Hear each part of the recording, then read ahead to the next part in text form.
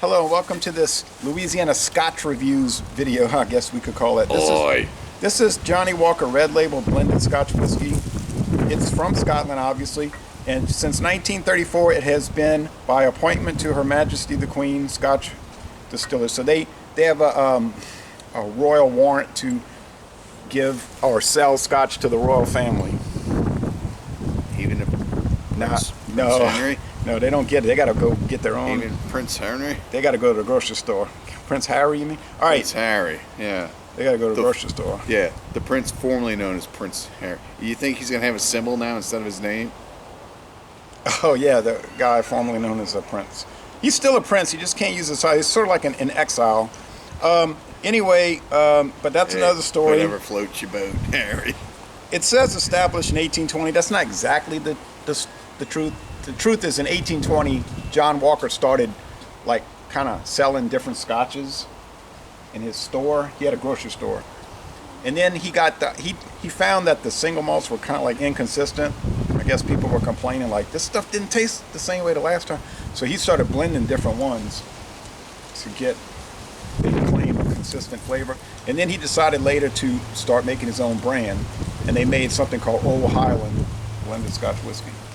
Then they had two versions, the young one, this one, and the black label, which was aged 12 years. And then he died, and then in 1909, his grandsons came out with Johnnie Walker. They rebranded it, Johnnie Walker Red Label and the black label, the 12-year.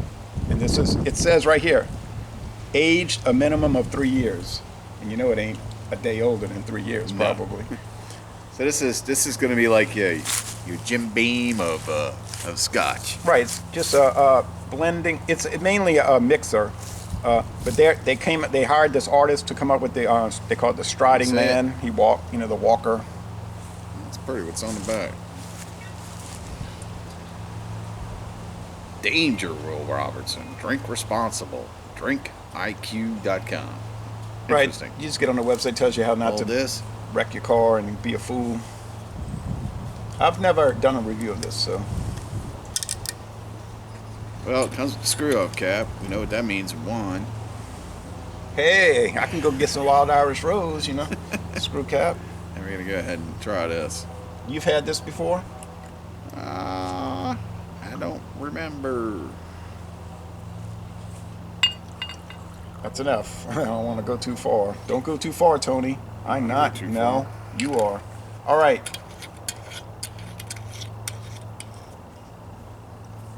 So it's a royal whiskey, but I'm thinking the royal family of England is probably not drinking this. They probably drinking maybe more like the blue label or the double black.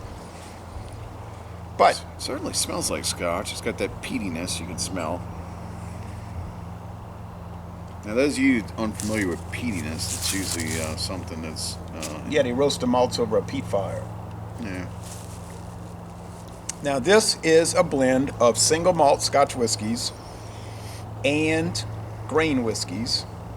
So the body is coming from the grain whiskeys. They mostly have no flavor or aroma, there's just the body. Right. The single malts they blend in is going to have that's where your flavor is coming from. And there's some wonderful videos on the internet with their master distiller, this man named Beveridge. His last name is Beveridge, and he been working for the company for 40 years, and he talks about how it's like pretty difficult. They're like really careful about how they blend, and they always coming up with something new that they'll offer. So this is my first review for one of the Walker scotches, and it is the best-selling scotch in the world. And there's more so than Dewar. It's the #1 selling scotch in the world. Dewar's is big. This is bigger. Gotcha. And there's so many different varieties of this. There's the green label, the black label, the double black, the platinum, the blue. You saw the blue I had.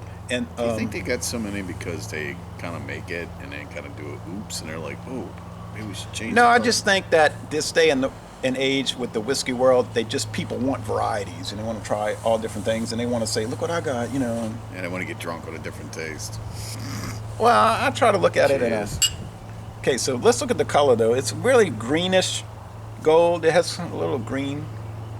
I ain't seeing green.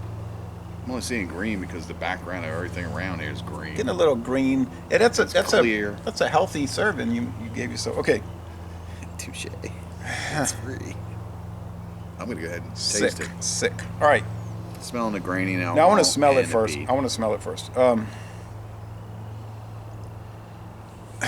It's very mild. I mean, you're getting the grain and the peat, a little smoke. It's subtly smoky, but it's not what you call a really smoky product. I don't have a Walker glass, so I'm using Buchanan's. Sorry, but it's got the same ownership. So, smells great. Let's go with the taste. It does smell really good. It tastes even better than it smells. It's got the smokiness. Oh, it's got man. the peatiness. It's got that sweet grain going on with it. It's not too overpowering. And then you get that warmness going down. It's like, what's the proof on this? 80? 80. Okay. They got some higher proofs. It's You don't say. It's you get a little peat, a little faint smoke.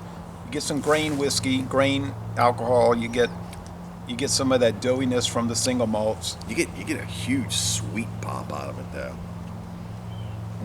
A huge sweet pop. It's not something I would look for in a scotch. It's pretty sweet. Yeah. It has a little bitterness to it, a little bite. Like very corn whiskey sweet. They say that grain whiskey is usually made from either corn or wheat. I would have to step out on a limb here and call this one corn because it's really sweet.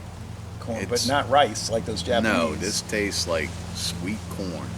Now, speaking of that rice whiskey that we get from Japan, do you know that first one that we got in that came with the white label, and everybody was running it down like, I gotta get that, and it ran you like almost $50. The Tokai? Yeah. Man, that stuff's down to $30 now. Nobody wants to mess around because you get a headache. There's too much sugar in it. I don't ever get headaches from drinks, but some people do. The body's medium. I mean, the finish isn't too long. It doesn't drop right off, but like so many whiskeys, it's just moderate in the finish. Yeah. I mean, they'll tell you on the website. Look, if you look at their website, they say this is designed to be a mixer. You make mixed drinks, and they have a bunch of suggestions what to make with it. But scotch? Oh yeah, many. How do you get rid of the peatness? I guess people look at that as an enhancement. Perhaps you're right. Nice smoke, but mellow. Yeah. It's not like super smoky. Nice little peatiness. It's pretty smooth. It's got a little bite to it. I think it's got more character than the Chivas Regal. I found the Chivas was a little bland. The Buchanan's is, well, that's $15 more a bottle, I guess. So. What country makes Chivas Regal? Well, Scotland. I mean, I've always seen it around. I've always heard it's the best, Scotland. I never really experimented with the Chivas Regal. I had a roommate way back in the day that God, he drank that white label Dewar's all the time. And I was not in the Scotch, so he didn't give me some. He's like, hey, go ahead and try this. He was like 15 years old, and he'd say, oh, put a hair on your chest, some nonsense like that the older guys say. And I tried it. I was like, whoa, man, this stuff is nasty.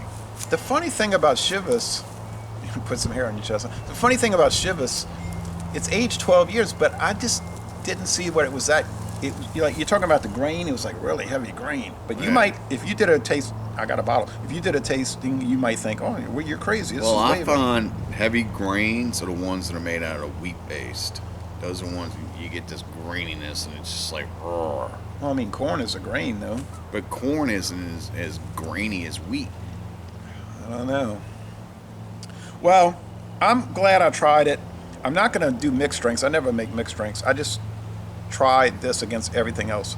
I think it's really good. It's not like the greatest thing, but it looks like... Let me refine what I'm trying to say with the difference between wheat and corn and whiskeys. Okay. Wheat, I find it be a little bit more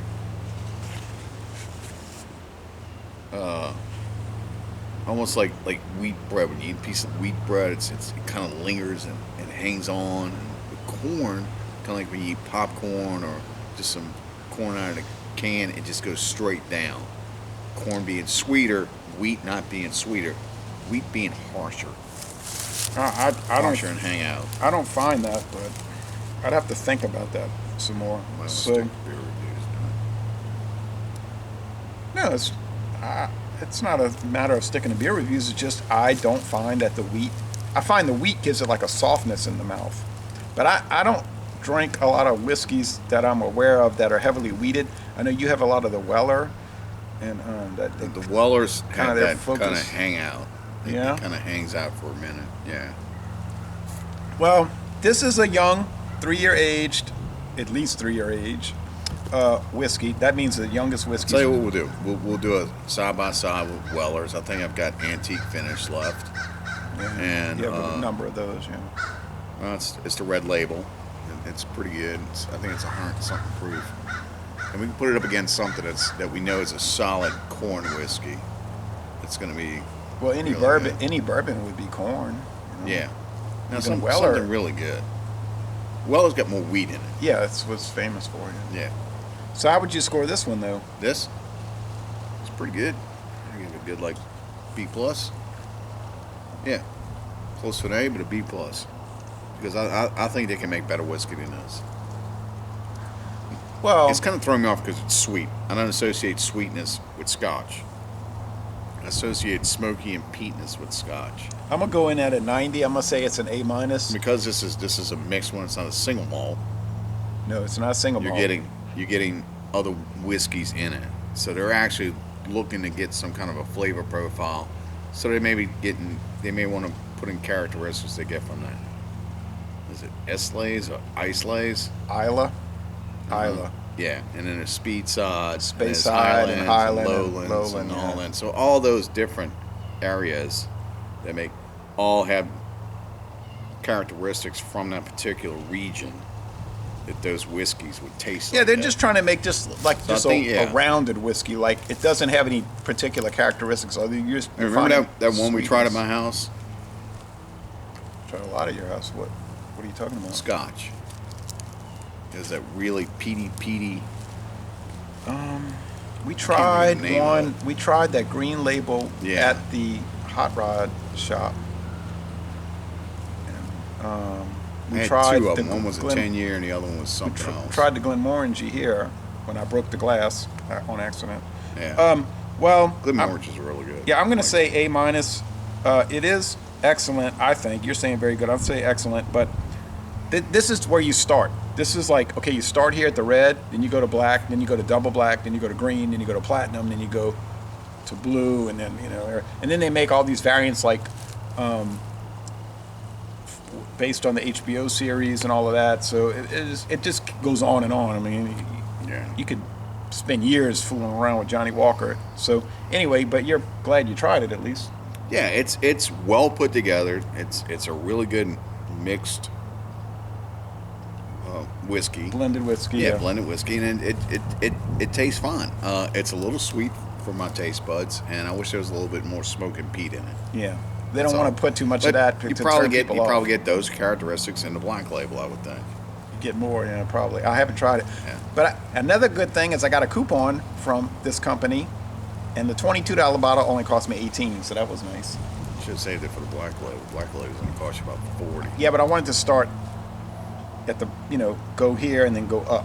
Of course, I started at the bottom, and the next step was the top, Well, it'll be a step process. If you want to take that journey down, Right. But what did you tell me?